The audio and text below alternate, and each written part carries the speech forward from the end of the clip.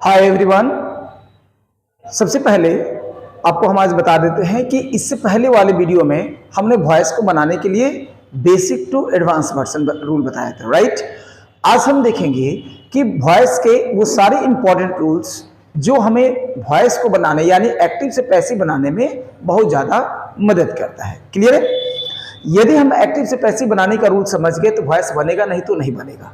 Clear है? जैसे हम इससे पहले वाले वीडियो में हम आपको ये बताए हैं कि वॉइस का बेसिक यानी शुरुआत कैसे करें, यानी वॉइस बनाने की जो प्रोसेस होते हैं उसके रूल्स होते हैं वो कैसे होते हैं, राइट। तो आपने देखा होगा कि हमने बहुत ही बेसिक रूल्स को बताया था। आज मैं पहले एक बार रिव्यू उसको दे दे रहा हूं, उसके बाद फिर हम आपको एडवांस वर्जन रूल बताएंगे, राइट। Point next. क्लियर? जैसे यदि हम बात करते हैं वॉइस क्या है तो दो पार्ट में इसके बांटते हैं। पहले तो सबसे पहले ध्यान में रखेंगे कि जिस वर्ब का ऑब्जेक्ट होता है उसका वॉइस बनेगा, जिसका ऑब्जेक्ट नहीं वॉइस नहीं बनेगा। क्लियर है? Point number next. वॉइस को मुख्य तौर पे दो भागों में बांटा गया है। कौन कौन? एक एक्टिव, सेकंड पैसिव। एक active, second passive. Active voice में सब्जेक्ट की महत्वता होती है, यानी सब्जेक्ट पहले होता है। पैसिव वॉइस में ऑब्जेक्ट की महत्वता होती है, इसलिए ऑब्जेक्ट पहले आता है, राइट। जैसे यदि मैं ये बोलूं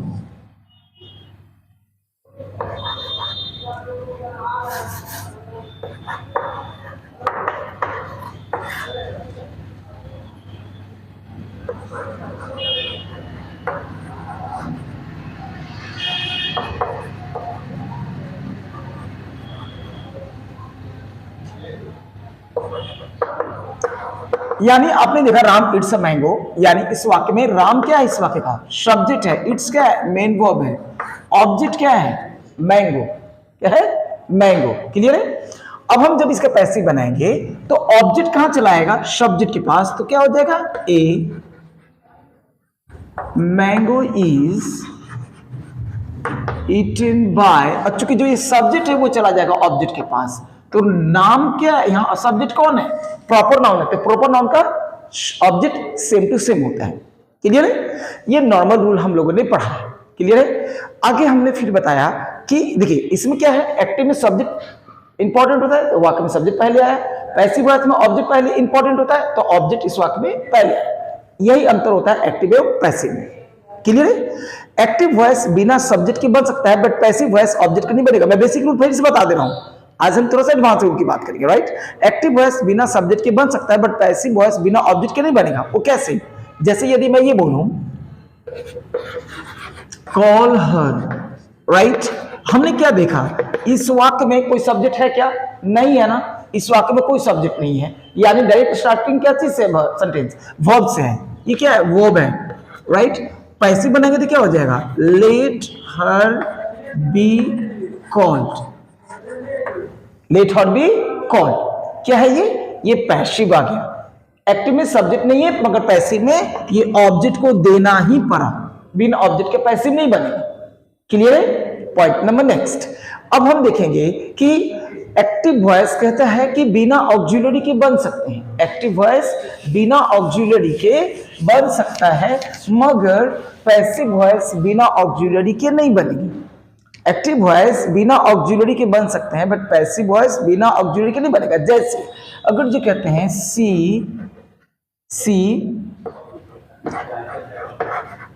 wrote a letter, तो आप यहां देखिए तो यहां पे क्या है? रूट क्या है? वर्ब है ना। कौन वर्ब है? मेन वर्ब है। इसमें कोई ऑक्सिलरी वर्ब नहीं है, फिर भी सेंटेंस तो बन गया ना। But actually when we change into the passive of the sentence, then we need auxiliary verb, right? यदि हम इस वाक्य का पैसिव में चेंज करते हैं तो ऑक्सिलरी वर्ब देना पड़ेगा। जैसे ये ऑब्जेक्ट कहां आ जाएगा? शुरू में क्या हो जाएगा? A letter, right. क्योंकि सेंटेंस किस टेंस का है? हमको टेंस समझना होगा। टेंस किसका है? पास्ट सिंपल का है। तो पास्ट सिंपल का पैसिव का ऑक्सिलरी हम बता चुके हैं क्या होता है? was word. तो A letter was, राइट का भीतरी क्या होता है? written। अब यहां रिटन क्यों आया? रिटन कौन सा वर्ब का रूप है? तो ये वर्ब का तीसरा रूप है। क्यों? क्योंकि एक्टिव का मेन वर्ब अलग अलग रूप में हो सकता है। जैसे यहाँ एक्टिव का मेन वर्ब क्या है? V2 में है, V1 भी हो सकता है, V4 भी हो सकता है, V3, V4, V5 सब हो सकते हैं, मगर पैसिव का मेन वर्ब सिर्फ एक होगा, वो है V3। क्या होगा? B3, तो यहां क्या आ गया रिटेन। अब जब एक्टिव में सब्जेक्ट, यानी अब सब्जेक्ट कहां चला जाएगा, ऑब्जेक्ट के पास, तो बाय और शी का क्या हो जाएगा, हर, आपका पैसिव बन गया। फिर मैंने बताया था यदि किसी वाक्य में आपको ये चीज देखना होगा, सब्जेक्ट पे ऑब्जेक्ट, जैसे मान ली बाय द वे गुरुजी कहते हैं सी नोज अस, वो हम लोग को जानती है, इसमें कहां कोई ऑब्जेक्ट वर्ब है, इसमें तो कोई ऑब्जेक्ट वर्ब नहीं है ना, फिर भी पैसिव बनाते वक्त इसका ऑब्जेक्ट देना पड़ेगा। जैसे सेंटेंस वी अस क्या ऑब्जेक्ट है, ऑब्जेक्ट कहां जाएगा, सब्जेक्ट के पास, तो क्या हो जाएगा वी आर नॉन, और चूंकि जब सब्जेक्ट ऑब्जेक्ट चला है सब्जेक्ट के पास, तो सब्जेक्ट जाएगा ना ऑब्जेक्ट के पास, तो एक क्या लायक आएगा बाय, और शी चला जाएगा तो क्या बन जाएगा सब्जेक्ट के ऑब्जेक्ट के पास, तो हर बन जाएगा। मगर आपको मैंने पिछले वीडियो में बताया था कि यहां बाय के साथ नहीं होगा प्रयोग, नो के साथ बाय का प्रयोग नहीं होता है। मैंने इसके साथ मैंने बताया था, लिस्ट भी बताया था, इसके साथ क्या होगा प्रयोग, टू का प्रयोग होगा। कोई दिक्कत समझ में आ रही बात, ये छोटी छोटी चीजों को गलती हमको सुधारने होंगी। क्लियर है, पॉइंट नेक्स्ट, जल्दी जल्दी ध्यान देंगे सभी लोग, गौर से पढ़ेंगे सुनेंगे, जहां दिक्कत होगी फिर कमेंट करके करेंगे, राइट, पूछेंगे।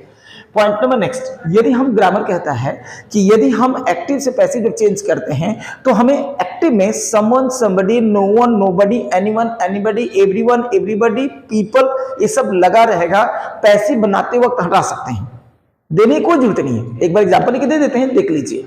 जैसे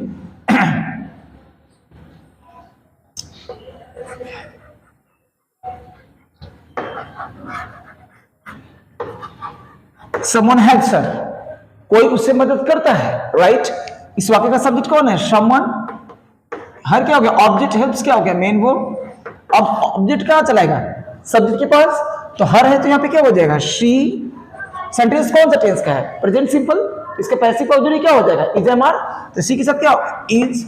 मेन वर्ब किस रूप में चेंज होगा, पैसिव का मेन वर्ब हमेशा भीतरी होता है, मैं तो पहले भी बोला हूं भीतरी होता है, राइट। तो क्या हो जाएगा, हेल्प्ड, राइट। अब यहां हम फुल स्टॉप देकर वाक्य को समाप्त कर सकते हैं, यानी सेंटेंस हमारा पूरा हो गया। यानी यहां पर सी इज हेल्प का प्रयोग कर सकते हैं, समवन हटा सकते हैं, कोई दिक्कत नहीं है। क्लियर है, कोई दिक्कत, किस किसी वाक्य में आप देखिएगा बुक में लिखा हुआ रहता है समवन बाय समवन, तो वो कोई फर्क नहीं पड़ता है, ऐसे देने की कोई जरूरत नहीं है, राइट। चलिए पॉइंट नंबर नेक्स्ट, हमने इससे पहले हमने क्या बताया था कि आप जब एक्टिव से पैसिव जब चेंज करते हैं ना, तो प्रीपोजिशन, राइट, बाय का प्रयोग अक्सर हाँ करते हैं, राइट। जैसे Ram it's a mango, mango is eaten by Ram, Ram killed Ravana, Ravana was killed by Ram, I am teaching you, you are being taught by me, she helps the poor are helped by her. यानी हम हमेशा बाय का ही प्रयोग करते हैं, मगर ऐसा हर समय नहीं होता है। क्लियर है, तो आप देखेंगे कि भाई कुछ ऐसे वर्ड्स होते हैं जिसके साथ प्रीपोजिशन अलग प्रयोग होते हैं। जैसे गौर से सुनिएगा, नो के साथ टू, KNOW, नो के साथ टू का प्रयोग होगा, सेटिस्फाई के साथ विथ का प्रयोग होगा, ऑब्लाइज के साथ टू का प्रयोग होगा, सरप्राइज के साथ एट का प्रयोग होगा, एट है ना, एस्टोनिश के साथ एट का प्रयोग होगा, कंटेन के साथ इन का प्रयोग होगा, इंटरेस्ट के साथ इन का प्रयोग होगा, राइट। क्लियर है। एनॉय के साथ एट का प्रयोग तब करेंगे जब वस्तु हो, राइट, सब्जेक्ट के रूप में, राइट, और जब व्यक्ति रहेगा तो विथ का प्रयोग करेंगे। ये सब चीजें मुख्य रूप से याद करना होगा। क्लियर है। और एक और चीज आप ध्यान रखेंगे कि टेंस तीन होते हैं। कितने टेंस होते हैं, 3। They are the 3 kinds of tense, each has 4 kinds, each has 4 kinds, but actually out of 12 forms, 4 forms of the tenses are not converted into the passive form। यानी टेंस के 3 रूप होते हैं, तीनों के 4 रूप चलते हैं, 12 में से 4 का पैसिव नहीं बनता है, 4 का पैसिव नहीं बनता। किसका नहीं बनता है, मैं पहले बता चुका हूं। आप देखिए, present simple, sorry present continuous, present tense में प्रेजेंट परफेक्ट कंटिन्यूअस का नहीं बनता है, पास्ट परफेक्ट कंटिन्यूअस का नहीं बनता है, और फ्यूचर कंटिन्यूअस और फ्यूचर परफेक्ट कंटिन्यूअस का नहीं बनता है। एक बार फिर से सुन लीजिएगा, प्रेजेंट टेंस में प्रेजेंट परफेक्ट कंटिन्यूअस का नहीं बनता है, पास्ट टेंस में पास्ट परफेक्ट कंटिन्यूअस का नहीं बनता है, और फ्यूचर में 2 का नहीं बनता है। किसका, एक फ्यूचर कंटिन्यूअस और दूसरा फ्यूचर परफेक्ट कंटिन्यूअस का नहीं बनता है। क्लियर है। चेक, ये सब चीजें हमने बताया है। और सबसे मेन और important fact, right, intransitive verb is never changed into the passive form. You already remember that by the way intransitive verb comes in your sentence that are not used into the passive form. You know why?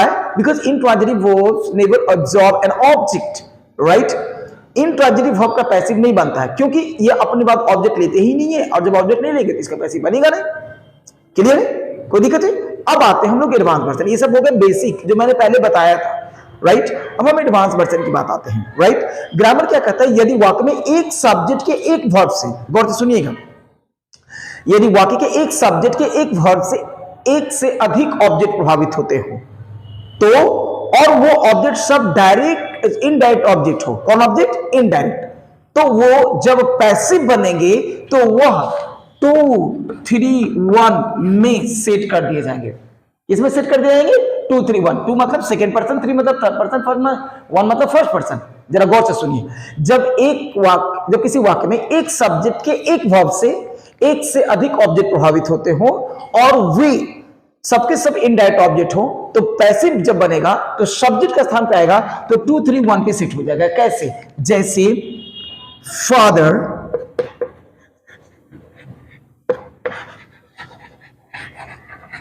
Teach me you and her, right.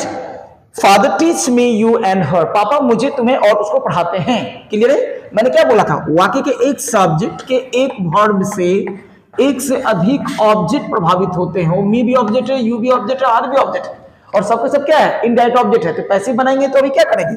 2, 3, 1 पे set कर देंगे। अभी क्या है? मी क्या है? 1 है, you क्या है? सेकेंड पर्सन है, हर क्या है? थर्ड पर्सन है। तो जब पैसिव बनेंगे तो क्या हो जाएगा?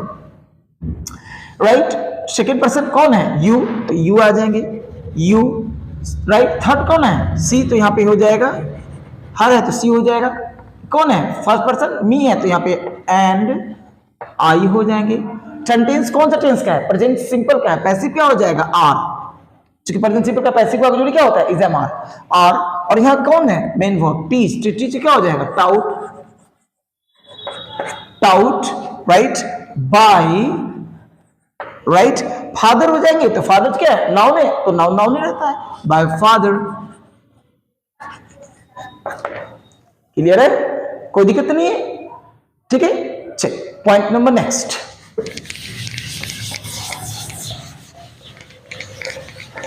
जल्दी जल्दी देखेंगे और आप बहुत सारे रूल्स को सीख रहे हैं, आप इसको नोट करेंगे, वीडियो को बार बार देखेंगे, अपने दोस्तों को भी शेयर करेंगे और लाइक करें भाई। आप बिल्कुल अपने जब देखते हैं तो लाइक के बटन बहुत कम लोग आप लोग प्रेस करते हैं, तो प्लीज लाइक भी करें ताकि मुझे और ज्यादा वीडियो देने में राइट कॉन्फिडेंस आए और आपको मैं दे सकूं। राइट, आगे देखते हैं। यदि वाक्य के एक सब्जेक्ट के एक वर्ब से, गौर से सुनिएगा, यदि वाक्य के एक सब्जेक्ट के एक वर्ब से एक से अधिक ऑब्जेक्ट प्रभावित हो और वे सब के सब क्या हो?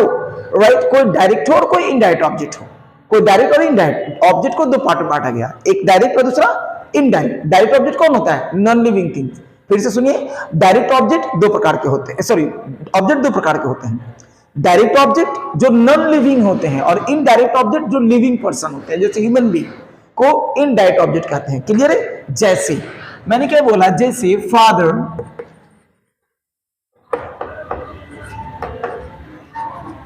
gives me money, father gives me money, पापा मुझे पैसा देते हैं। मैंने क्या बोला, यदि वाक्य के एक सब्जेक्ट के एक वर्ब से एक से अधिक ऑब्जेक्ट प्रभावित हो तो वो ऑब्जेक्ट कोई डायरेक्ट और कोई इनडायरेक्ट ऑब्जेक्ट हो तो पैसिव इसका दो तरीका से बनेगा। कितने तरीके से बनेंगे? दो तरीका से बनेंगे। समझ में आ रहा है ना? कितने तरीके से बनेंगे? दो तरीके से बनेंगे। जैसे यहां पर क्या है? मी क्या है? इनडायरेक्ट ऑब्जेक्ट है, बनी क्या है? डायरेक्ट ऑब्जेक्ट है।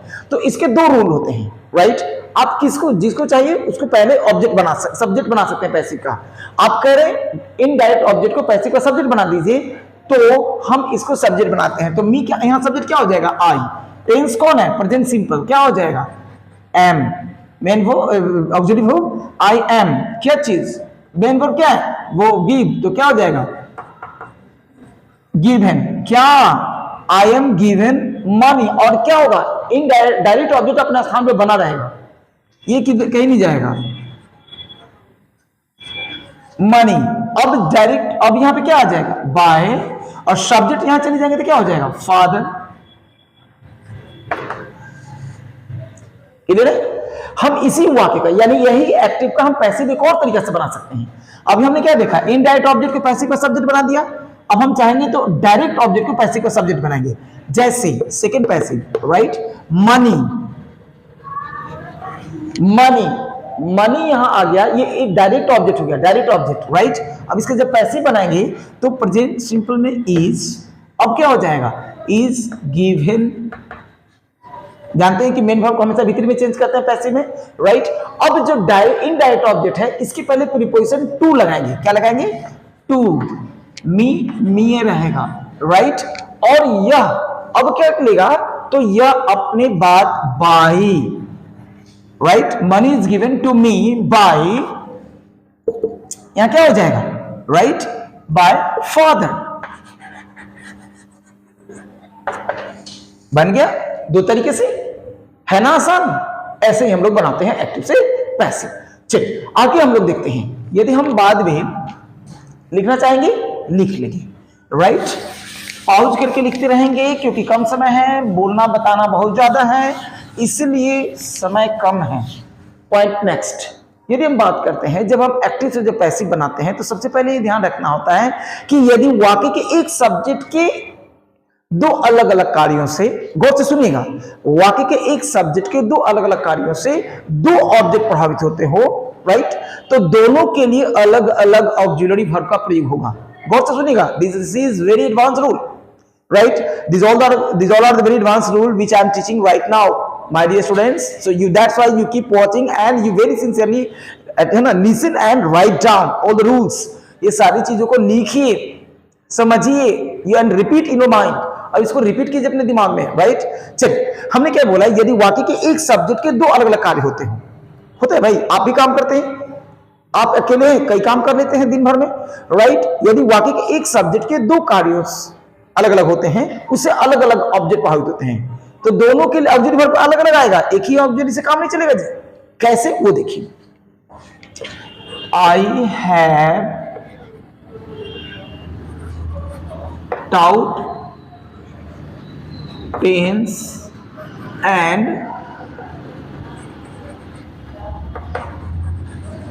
Teaching voice. I have taught tense and teaching voice. मैं टेंस पढ़ा चुका हूं और वॉइस पढ़ा रहा हूं।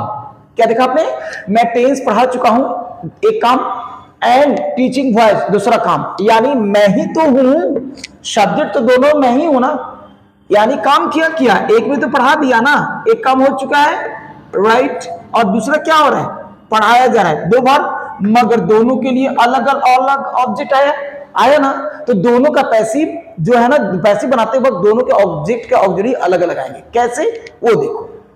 हम सबसे पहले कौन सा काम किया, टेंस पढ़ाया ना, तो टेंस को पैसिव का सब्जेक्ट बना दीजिए, क्या हो जाएगा,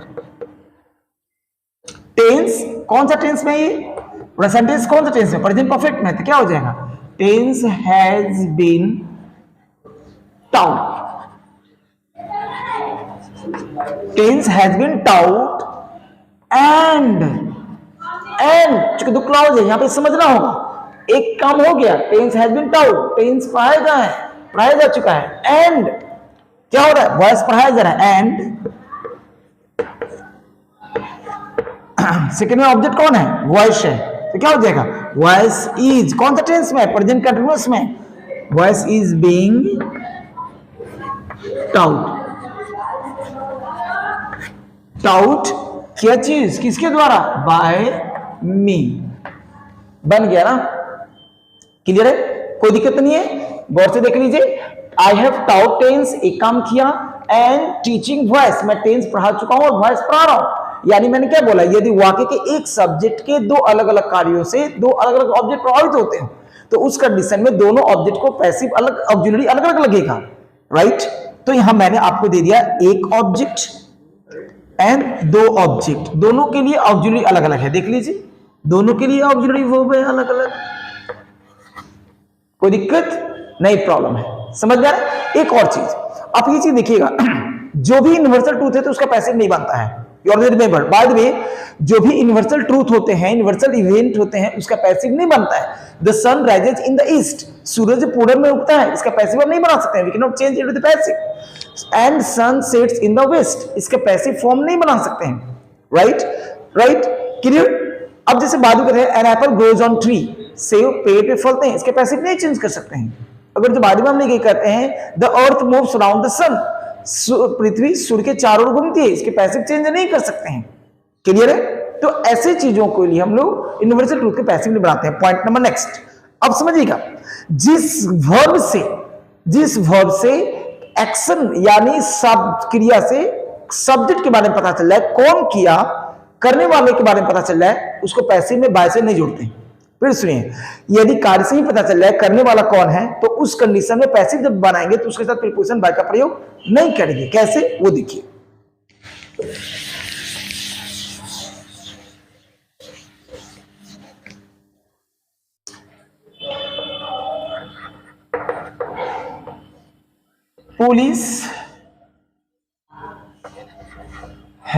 पुलिस हैव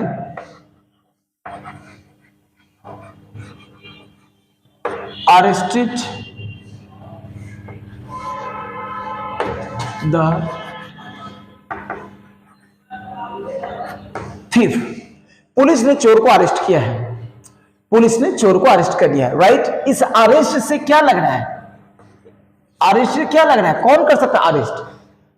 राइट, डॉक्टर तो कर नहीं सकता है, जज कर नहीं सकता है, कॉमन व्यक्ति अरेस्ट नहीं कर सकता है। राइट, अरेस्ट करने का काम किसका अधिकार है? राइट, किसका? पुलिस का। यानी अरेस्ट से ही पता चल जा रहा है कि क्रिया कौन किया है, पुलिस। तो जब हम पैसिव बनाएंगे तो ये ऑब्जेक्ट कहां है? राइट, जैसे द थीफ, टेंस कौन है? प्रेजेंट परफेक्ट है, तो क्या हो जाएगा? Has been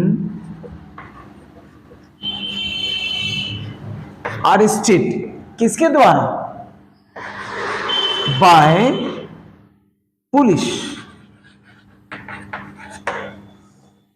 clear? अब आप यहां देखो तो हर बार बाय लगाने की आदत आ जाती है। क्लियर? जैसे हम जनरल कॉमन सेंटेंस में बनाते हैं, यहां पर हमको बाय लगाने की क्या जरूरत है, क्योंकि अरेस्ट कौन कर सकता है? पुलिस ही ना। तो यहां बाय लगाने की जरूरत सब्जेक्ट को नहीं है। ध्यान आई? कोई दिक्कत नहीं है ना। तो ऐसे चीजों को बताने के लिए हम लोग एडवांस वर्जन ऑफ रूल पढ़ते हैं। कोई दिक्कत? तो ये चीज है। अभी और सारी वर्जन्स हैं। ये वीडियो यहीं तक हम रखेंगे। अगले वीडियो में लास्ट चैप्टर वॉइस का बता के उसके बाद वॉइस का चैप्टर हम क्लोज करेंगे, क्योंकि वॉइस के बारे में मैंने बहुत सारे वीडियो बना के दे दिया है। राइट, फिर भी यदि कोई कंफ्यूजन हो तो आप अपना कमेंट जरूर दें, लाइक करना ना भूलें, सब्सक्राइब जरूर करें, अपने दोस्तों को भी बताएं, और आप अपने वीडियो को जरूर बार बार देखें और सीखें। ठीक है, चलिए मिलते हैं अगले वीडियो में। Till then good luck, bye.